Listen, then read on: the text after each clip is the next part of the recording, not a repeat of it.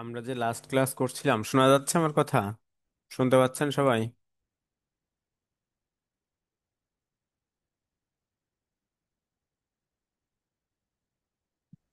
আমাদের ভাইয়া, লাস্ট শোনা যাচ্ছে। আচ্ছা, আমরা যে লাস্ট ক্লাস করছিলাম, আমরা লাস্ট ক্লাস কি করছিলাম বলতে পারবেন? আমি কোনো বাসার কাজ দিয়ে গেছিলাম নাকি আপনাদের, এই যে চাকুরি হতে আয়ের?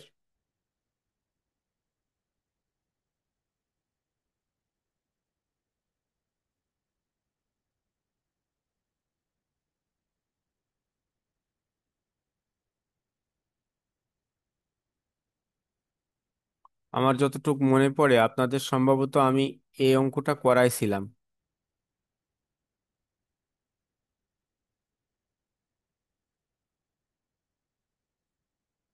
এই অঙ্কটা করানোর পর সম্ভবত এর পরের অঙ্কটা আপনাদের বাসার কাজ দিয়ে গেছিলাম। বাসার কাজ কি করেছেন কেউ এখানে যারা আছেন?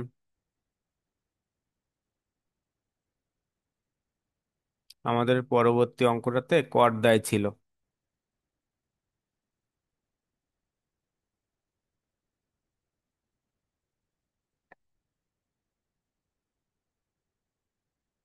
মোটামুটি আমাদের এই যে অঙ্কটা আছে, এই অঙ্কটা যদি আপনারা করে থাকেন ভালো, আর না হলে আমি করাচ্ছি। এটা আমাদের লাস্ট ক্লাস এই অধ্যায়ের। আমরা পরবর্তীতে তাহলে নতুন অধ্যায় শুরু করব আগামী দিন থেকে।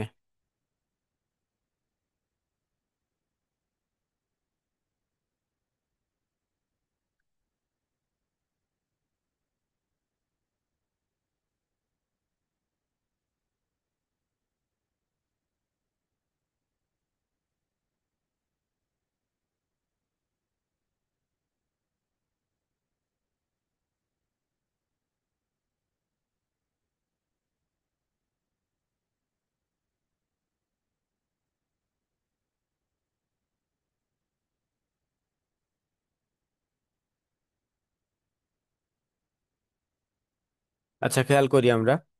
দেখেন আমাদের যে অঙ্কটা আছে, বলছিল এভাবে যে জনাব শিবলু একজন সরকারি চাকরিজীবী। বলছে 2024 সালের 30 জুন সমাপ্ত বছর তার বেতন খাতে আয় নিম্নরূপ। অর্থাৎ তার যে বেতন খাত আছে সেই বেতন থেকে সে কি কি পাইছে, অথবা চাকুরি, ওইখানে বেতন থেকে আয় লেখা আছে, চাকুরি খাতে আয় লেখা হবে ওখানে। তাহলে দেখেন তার চাকুরি হতে আয় সমূহ নিম্নরূপ। খেয়াল করবেন, প্রথম আছে কি, মূল বেতন দেওয়া আছে, অর্থাৎ মাসে 52,000 টাকা। দুইটি উৎসব বোনাস প্রতিটি এক মাসের মূল বেতনের সমান। পরবর্তীতে বলছে তাকে বিনা খরচে একটি বাসস্থান দেওয়া হয়েছে, যার বার্ষিক মূল্য 1 লাখ টাকা। তাকে একটি গাড়ি দেওয়া হয়েছে, যা তিনি অফিস ও ব্যক্তিগত কাজে ব্যবহার করেন। চিকিৎসা ভাতা প্রত্যেক মাসে 1,000 টাকা। ভ্রমণ ভাতা 15,000 টাকা। সাধারণ এই সাধারণ প্রভিডেন্ট ফান্ডে তার অনুদান মূল্য, মূল বেতনের, সরি মূল্য না, মূল বেতনের 10%। পরবর্তীতে বলছে তিনি 12.5% অর্থাৎ 12.5% হারে উক্ত ফান্ডে সুদ পান। পরের অংশে কি বলছে? পরের অংশ বলছে গৃহ পরিচালকের ভাতা হিসেবে সে কত পাচ্ছে? 5,000 টাকা পাচ্ছে। এই 25 গৃহ পরিচালিকার ভাতা হিসেবে পাচ্ছে 2,500 টাকা প্রতি মাসে। গ্রুপ বিমায় তার দান আছে 1%। তিনি ডিপোজিট পেনশন স্কিমে প্রত্যেক মাসে দান করছেন 7,000 টাকা হিসাবে। এভাবে আমার ক্যালকুলেশন আছে, বলছে যে সংশ্লিষ্ট বছরে চাকুরি হতে মোট আয় নির্ণয় করো এবং বিনিয়োগ ভাতা নির্ণয় করো। এখানে আবার এনার দুইটা পার্ট বলে দিছে, একটা হচ্ছে চাকুরি হতে মোট আয় নির্ণয় করতে বলছে, আর একটা বিনিয়োগ ভাতা নির্ণয় করতে বলছে। তাহলে দেখেন এই যে বিনিয়োগ ভাতা আর মোট আয়, আপনাদের গতদিন বলছিলাম এই অংশটা ক্যালকুলেশন করতে। যারা করছেন তো ভালো, আর যারা করেননি দেখে নেন। আমরা আগামী দিন থেকে তাহলে নতুন অধ্যায় শুরু করব। দেখেন এখানে কি বলছে, যে আমাদের কাছে প্রথম অংশে যদি দেখতে চাই, বলছিল কি মূল বেতন 52,000 টাকা মাসে। তাহলে মূল বেতন মাসিক 52,000 টাকা যদি হয়, দেখেন আমাদের মূল বেতন 52,000 গুণ 12, তার ক্যালকুলেশন হয়েছে 6,24,000 টাকা। দুইশি উৎসব বোনাস প্রতিটি এক মাসের মূল বেতনের সমান। আচ্ছা, আমরা কি বলতে পারবো, আমরা যে চারটা বেতন রিলেটেড তথ্য ছিল, যে 4 ধরনের বেতন আমাদের এখানে আসে, কি কি সেই চারটা মনে আছে?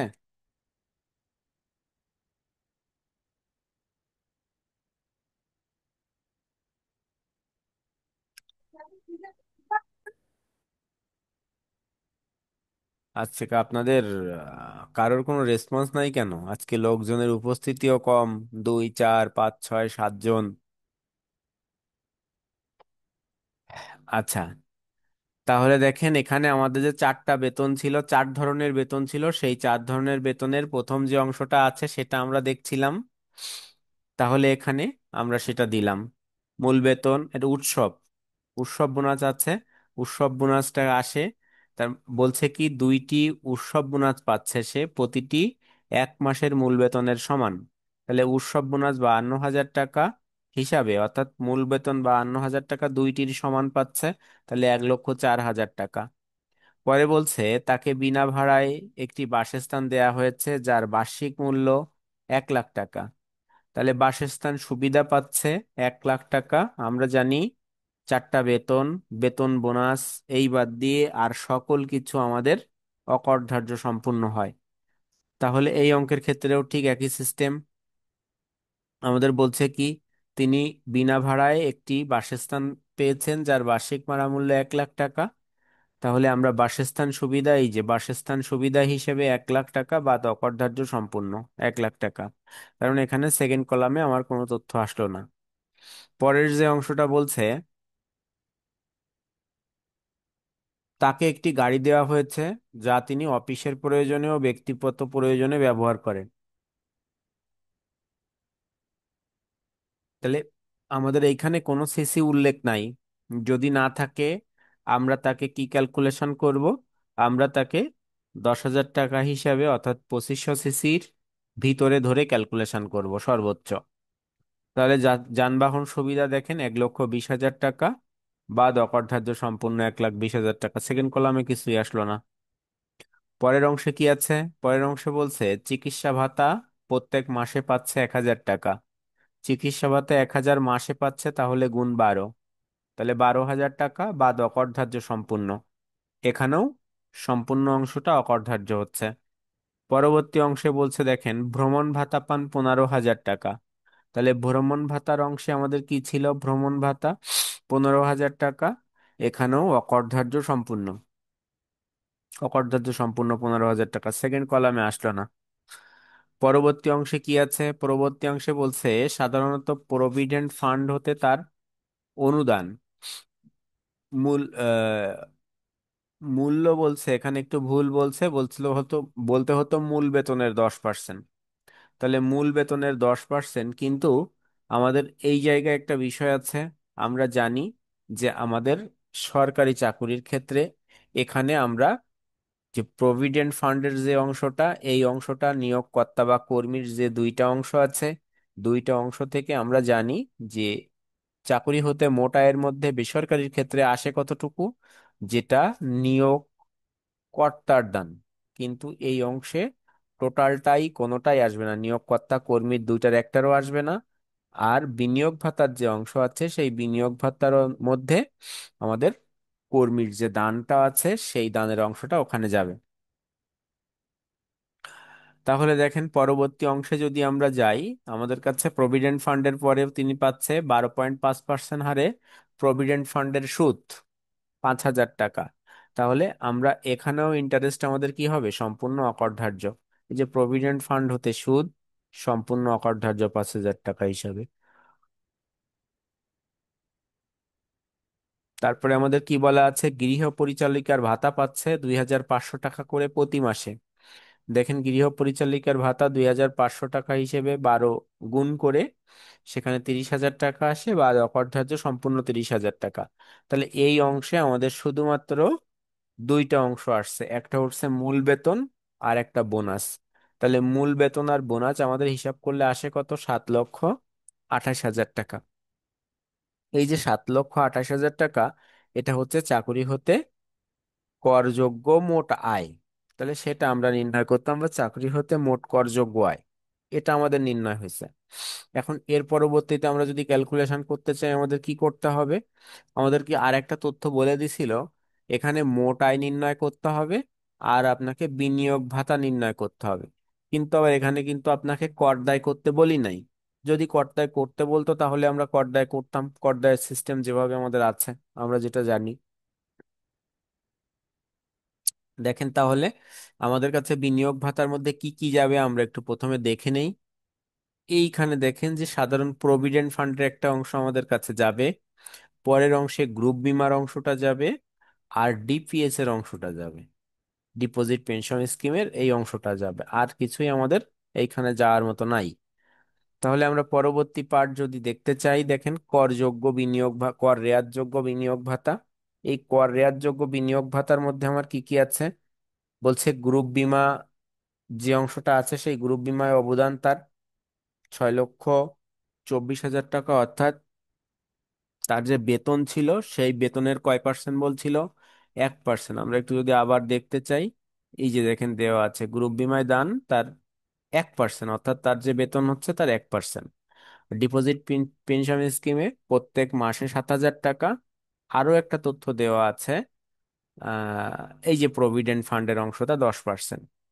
তাহলে এই তিনটা অংশ যাবে, আমরা তিনটা অংশ দেখি। দেখেন গ্রুপ বীমায় অবদান ছিল 6,24,000 গুণ 1%, 6,240 টাকা। ডিপোজিট পেনশন স্কিমে দান 7,000 টাকা হিসেবে সে দান করছিল, 12 দিয়ে গুণ হচ্ছে, তাহলে 84,000 টাকা। আর অনুমোদিত ভবিষ্যৎ তহবিলে কর্মীর দানের অংশটুকু এখানে আসবে, কর্তার দানের এখানে কোথাও আসবে না। তাহলে অনুমোদিত ভবিষ্যৎ তহবিলে কর্মীর দান 6,24,000 গুণ 10%, তাহলে আসছে 62,400 টাকা। আচ্ছা, আমরা যদি এটা না করে আমরা যদি বেসরকারিতে করতাম, তখন আমাদের এই অনুমোদিত ভবিষ্যৎ তহবিলের এইখানে কি আসতো, দুইজনেরটাই আসতো, কর্মী এবং কর্তা। আর আমাদের যে আরেকটা পার্ট আছে অর্থাৎ মোটায়, মোটায়ের মধ্যে কি আসতো, শুধুমাত্র নিয়োগকর্তার দানটুকু আসতো। আচ্ছা দেখেন প্রকৃত বিনিয়োগ হয়েছে তাহলে কত টাকা, 1,52,640 টাকা। এই যে 1,52,640 টাকা আসলো, এটা হচ্ছে প্রকৃত বিনিয়োগ। পরবর্তীতে কি হবে, কর রেয়াদের সীমা, এইখানে আছে কর রেয়াদের সীমা। তাহলে কর রেয়াদের সীমার সিস্টেম কিন্তু সেম। বলছিল কি, কর রেয়াতের সীমা যেটি কম হবে তিনটার মধ্যে, মোট আয়ের উপরে 3%, অর্থাৎ মোট আয় আমাদের দেখেন আসছিল এখানে যখন ক্যালকুলেশন করছিলাম 7,28,000 টাকা। 7,28,000 টাকা, তার 3% করলে আসছে 21,480 টাকা। তাহলে 7,28,000 টাকা, 3% আসছে হচ্ছে 21,480 টাকা। পরবর্তীতে বলছে অনুমোদনযোগ্য বিনিয়োগ। অনুমোদনযোগ্য বিনিয়োগ আমার কাছে যেটা আসছিল, কর রেয়াতযোগ্য বিনিয়োগ কত ছিল, 1,52,640 টাকা। এই 1,52,640 টাকার 15% আসছে কত, 22,896 টাকা। পরের অংশে নির্দিষ্ট অর্থ ছিল 10 লাখ টাকা। তাহলে এখান থেকে যেটি কম সেটাই আসে, তাই 21,480 টাকা আসছে। এখন 21,480 টাকা যদি আসে, আমাদের যেটি কম সেই হিসেবে আসছে। তাহলে কর রেয়াতযোগ্য বিনিয়োগ ভাতা পাইছিলাম আমরা। এখন এই কর রেয়াতযোগ্য বিনিয়োগ ভাতা যখন পাইলাম, যদি আমাদের এখান থেকে কর দায় নির্ণয় করতে বলতো, যদি বলতো, তাহলে আমাদের কি হতো কেউ বলতে পারবেন? আমরা তোকে ক্লাস করলাম আজকে শেষের দিকে, এক পুরুষের, অর্থাৎ আমরা যেটা 65 বছরের নিচে যাদের বয়স, পুরুষ, তাদের কত টাকা আসে সর্বনিম্ন কর, অর্থাৎ কর রেয়াতের সীমা কত? ওই 3,50,000। 3,50,000 দিয়ে আমি এখান থেকে ক্যালকুলেশন করা শুরু করতাম। তাহলে 3,50,000 পর্যন্ত আমার 0 টাকা। এই যে 7,28,000 আছে, তার পরবর্তী 1 লাখের উপরে কত পার্সেন্ট, 5%। তারপরের সীমা আছে কত, দেখেন আমরা এই জায়গায় যে করছিলাম এর আগের অঙ্কগুলোতেও করা আছে। যদি আমাদের করতে বলতো তাহলে অবশ্যই কিন্তু ওখানে করতে হতো। এই যে দেওয়া আছে দেখেন, পরবর্তী এখানে আরো কম আছে। যাই হোক, পরের আর এর আগের অংশটা দেখি একটু, দেখেন এখানে বেশি আছে। তাহলে এইখানে প্রথম হচ্ছে 3,50,000, তারপর একটা 1 লাখ, তারপর একটা কত, 4 লাখ টাকা পর্যন্ত। তাহলে আমাদের কিন্তু ওইখানে হয়ে যাচ্ছে, প্রথম যে অংশটা 3,50,000 তার উপরে কিছু আসলো না, পরের 1 লাখ, পরের 4 লাখ। আর যদি তারও পরবর্তীতে থাকে, আমরা তো জানি যে আরো শর্ত আমাদের কাছে আছে, সেই শর্তগুলো যদি দেখতে চাইতাম, তাহলে একটু প্রথম পেজটাতে গেলে আমাদের আরো ভালো হবে। প্রথম পেজটাতে আমাদের সুন্দর করে দেওয়া আছে সেই ছকটা, এই যে দেওয়া আছে 3,50,000, তাহলে আমাদের এখন 7,24,000 আছে সম্ভবত। তাহলে 7,24,000 যদি হয়, 3,50,000 আসবে, পরের 1 লাখ আসবে, তাহলে কত হচ্ছে, 4,50,000। 4,50,000 হইলে পরেরটা হচ্ছে 8,50,000 হয়, কিন্তু আমার তো 8,50,000 নাই। তাহলে আমার ওই পরবর্তী অবশিষ্ট যতটুকু আছে ততটুকের উপরে 10% কাটতে হবে। 10% কাটলে আমাদের অঙ্কটা কমপ্লিট হয়ে যাবে। তাহলে যাই হোক, আমরা মোটামুটি কিন্তু আমাদের যে অঙ্ক ছিল, অঙ্ক আমরা শেষ করলাম। এখান থেকে আর খুব বেশি অন্য কিছু নাই, আমাদের আর দেখার প্রয়োজন হচ্ছে না এই মুহূর্তে। তাহলে আমাদের যে আগামী ক্লাস আছে, এই ক্লাসে আমরা পরবর্তী অঙ্ক করব। পরবর্তী অধ্যায় কি? পরবর্তী অধ্যায় বলছিলাম আমরা ভাড়া হতে আয় নিয়ে কাজ করব, সেটা আমরা দেখব পরবর্তী অধ্যায়ে। তাহলে এখানে আমাদের যে সরকারি চাকরি, সরকারি চাকরিটা কিন্তু তুলনামূলকভাবে সহজ আছে। হ্যাঁ, বেসরকারি থেকে সরকারি চাকরিটা সহজ আছে। এই কারণে একটু অবশ্যই চেষ্টা করবেন আপনারা। আর আপনাদের কাছে তো মোটামুটি বইও আছে, একটু দেখবেন ওর থেকে বিভিন্ন ধরনের অঙ্ক। উম, দেখলে মোটামুটি আরো নিজেকে আপনারা মানে কি বলবো যে আপগ্রেড করতে পারবেন এখান থেকে, যে কতটুক কিভাবে কি হচ্ছে। যাই হোক, আমাদের এইখানে যে অংশটা আছে, এখানে কি কারোর কোনো প্রশ্ন আছে? আমরা যতটুক দেখলাম আপনারা আপনাদের আজকে কি হয়েছে, আপনারা কেউই আজকে কথা বলে না। এই নাজনীন একটু কথা বললো, তাসলিমা আর একটু, আর কেউ কথা বলে না। অন্যদিন তো কথা বলেন, আজকে কি ক্লাস তাড়াতাড়ি নেওয়া হয়ে যাচ্ছে? আমার ক্লাস থাকে তো 10টায়, 2টা মনে হয় 10টায় ক্লাস থাকে। সবার এনার্জি লস খাইছে। সবার এনার্জি লস হয়ে গেছে।